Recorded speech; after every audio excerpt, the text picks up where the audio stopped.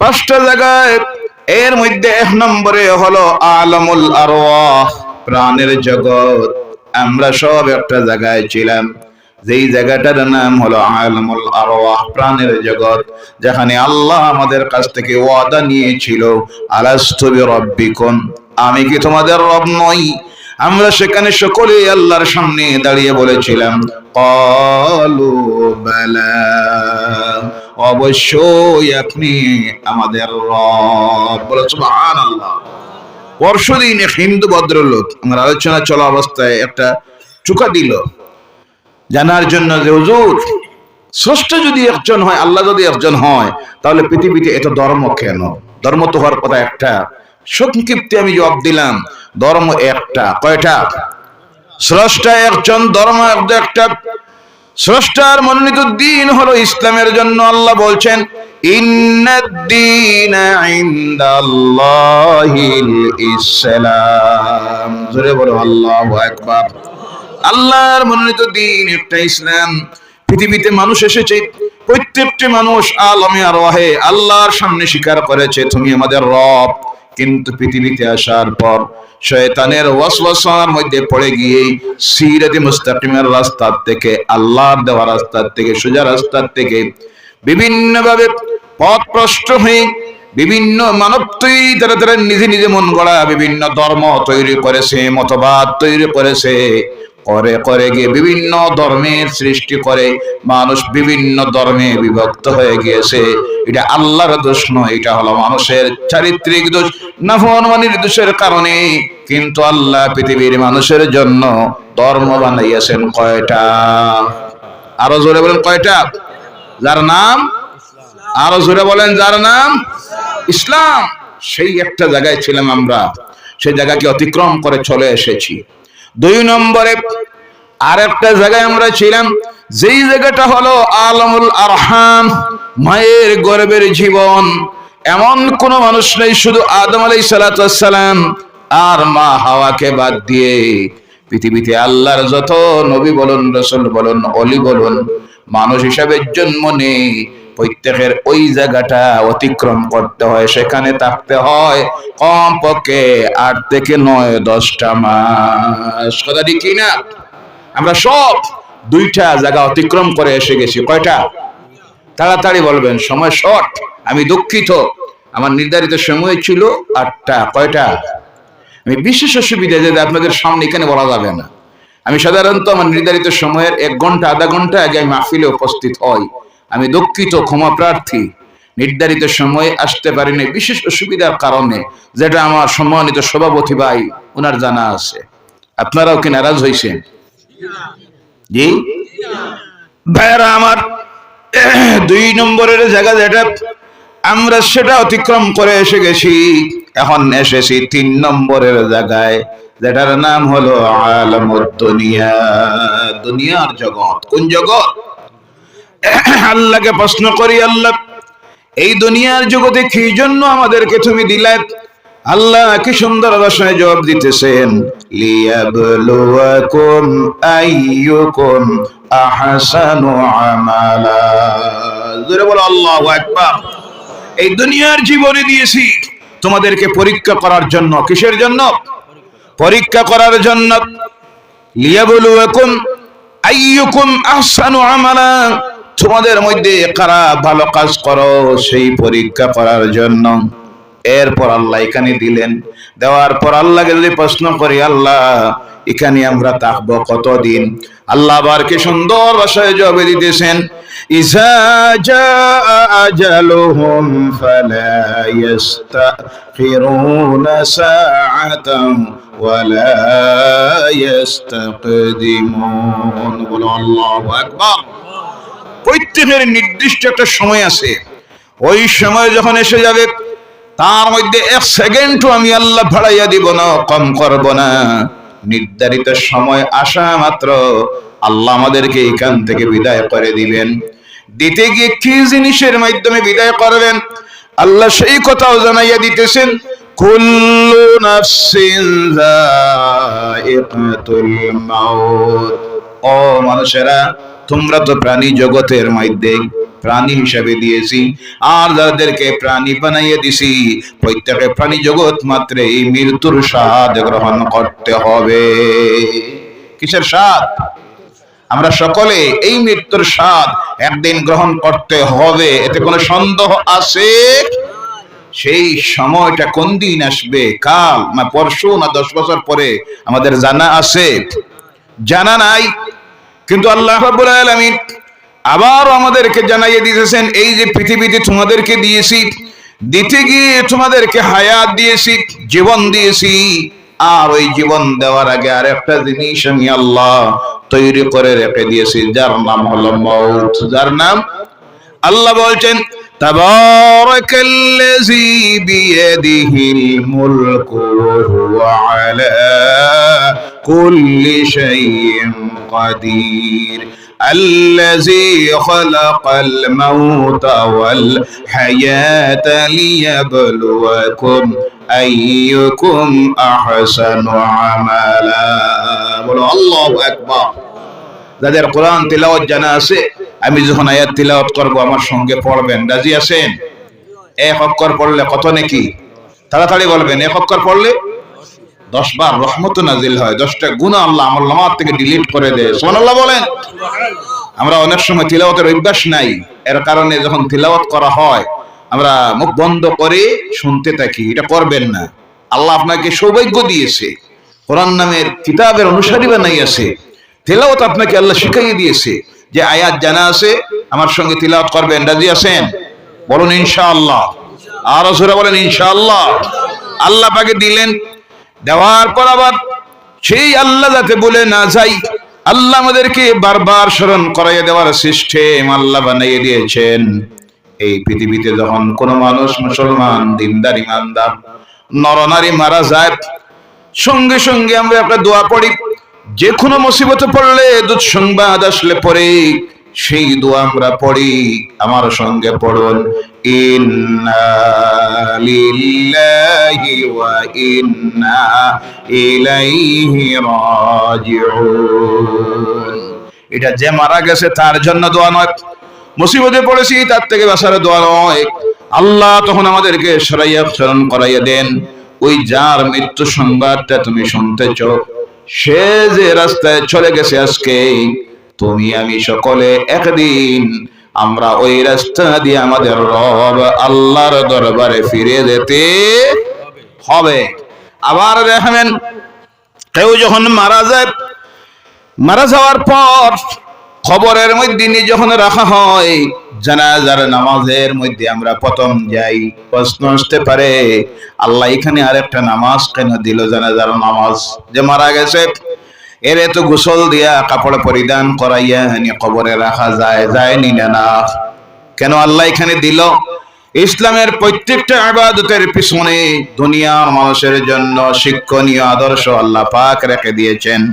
ও আমার ভাইরা, এর জন্য আল্লাহ পাক এখানে জানাজার নামাজের বিধান ইসলাম দিল এই জন্য, যার জানাজার নামাজে গিয়ে তুমি শরীক হবা, তুমি দেখবা এই যে মানুষটা আমার সামনে রাখা হয়েছে, একদিন এই দুনিয়ার বহুত নাম করা একজন নেতা ছিল, বহুত বড় একজন পীর সাহেব ছিলেন, আলেম ছিলেন, জমিদার ছিলেন, হাতের ক্ষমতা ছিল, মুখের ক্ষমতা ছিল, জনশক্তির ক্ষমতা ছিল, অর্থ বলের ক্ষমতা ছিল, শাসনের পাওয়ার ছিল। কিন্তু আজকে দেখো এই মানুষটার দিকে তুমি তাকাও, যারে তোমার সামনে এনে রাখা হয়েছে, সেই ব্যক্তি আজকে এমন অসহায়, 1 ইঞ্চি তার নিজের নড়ার কোনো ক্ষমতা নাই। সারাটা জীবন সে তার নিজে নিজে গোসল করেছে, আজকে গোসল করার ক্ষমতা। তৎসঙ্গে তুমি দেখো এই মানুষটা দুনিয়ার থেকে রওনা করেছে, যাইতে গিয়ে শরীরে যা কাপড় ছিল সব খুলে রাখা হয়ে গেছে। অমরে যদি একটা সুতাও থাকে তাও খুলে রাখা হয়ে যায়, কিছুই নাই, শুধু 3টা কাপড়। কয়টা কাপড়? 3টা কাপড় পরিধান করাইয়া দেওয়া হয়েছে, যে কাপড়ের মধ্যে কোনো পকেটও। কেন পকেট দেওয়া হয় না? মানে পকেট দেওয়া হয় কিছু রাখার জন্য, নেওয়ার জন্য। এই যে সফরে রওনা করেছে, এখানে নেওয়ার কোনো সিস্টেম নাই। এর জানাজায় দাঁড়াইয়া তুমি দেখো আজকে তুমি এর যে অবস্থা হয়েছে, তোমার আমার জীবনে এই এক অবস্থা একদিন আসবে। কথা ঠিক কিনা? আদর্শ গ্রহণ করো। এরপরে জানাজা শেষ হলো। জানাজা শেষ হওয়ার পর আমাদের সাধারণত আমল হলো জানাজা শেষ করেই আমরা রওনা করে দেই। এই কাজটা করবেন না। জানাজার পর তোমার ভাই মুসলমান যে আজকে মারা গেছে তার হক অধিকার তোমার উপরে আছে 7টা। কয়টা? এর মধ্যে একটা হলো জানাজার নামাজে শরীক হও, তৎসঙ্গে তার কবরে দাফন করা পর্যন্ত, কবর জিয়ারত পর্যন্ত শরীক থাকিও। থাকবেন। বিশেষ অসুবিধায় যদি আপনি যাইতে হয়, সেটাই মাসলা হলো যে ব্যক্তির জানাজায় গিয়ে শরীক হয়েছেন, তার আত্মীয় আছেন, ভাই আছে, ছেলে আছে, বিশেষ প্রয়োজনে যাইতে হলে তাদের কাছ থেকে অনুমতি নিয়ে যাইতে হয়। কথা বোঝা গেছে? আমরা তো মনে করি জানাজা শেষ হয়েছে, যার মরা হয়ে জানে তার মাটি দিব, আমরা আস্তে আস্তে রওনা। সবের দিক দিয়ে কতটুকু লস করি। আল্লাহ রাসূল বলছেন কোন মুসলমান যখন কোন মুসলমানের জানাজার নামাজে গিয়ে শরীক হয়, আল্লাহ পাক তার আমলনামায় 1 কেরাত সওয়াব লিখে দেয়।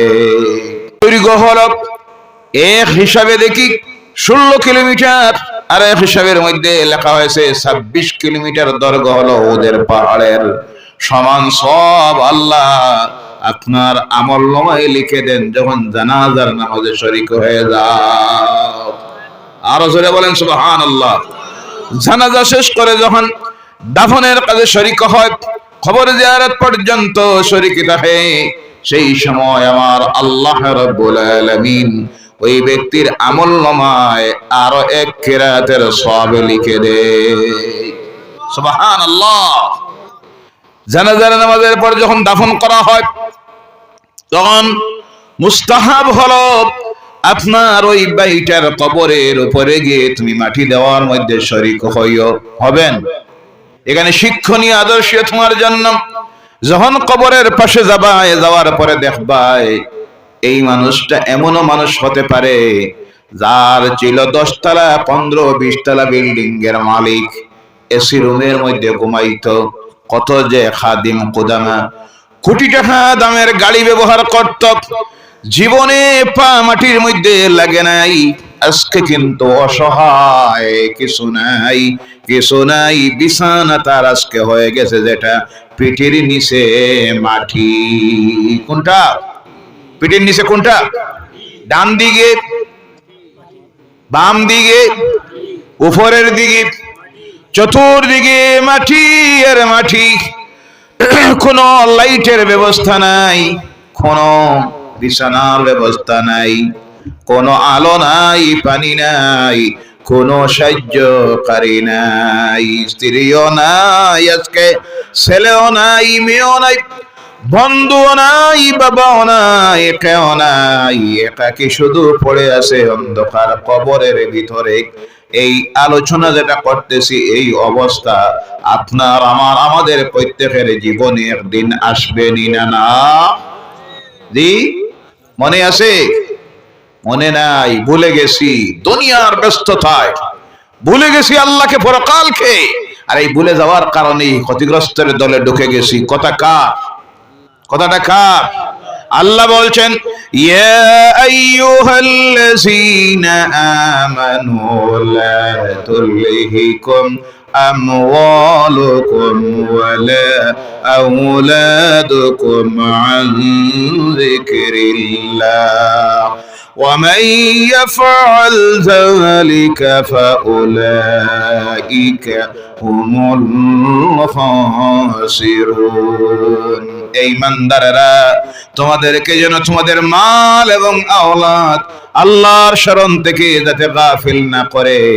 যাদেরকে তাদের মালের চিন্তা, আওলাদের চিন্তা আল্লাহর শরণ থেকে গাফিল করে দেয়, বিমুখ করে দেয়, তারাই ক্ষতিগ্রস্তদের দলে ঢুকে যায়। অন্য জায়গায় আল্লাহ বলছেন যারা ক্ষতিগ্রস্তদের দলে ঢুকে যায় তাদের জন্য পরকালের জীবন হলো জাহান্নামের জীবন, দুজকের জীবন। বলো নাউজুবিল্লাহ।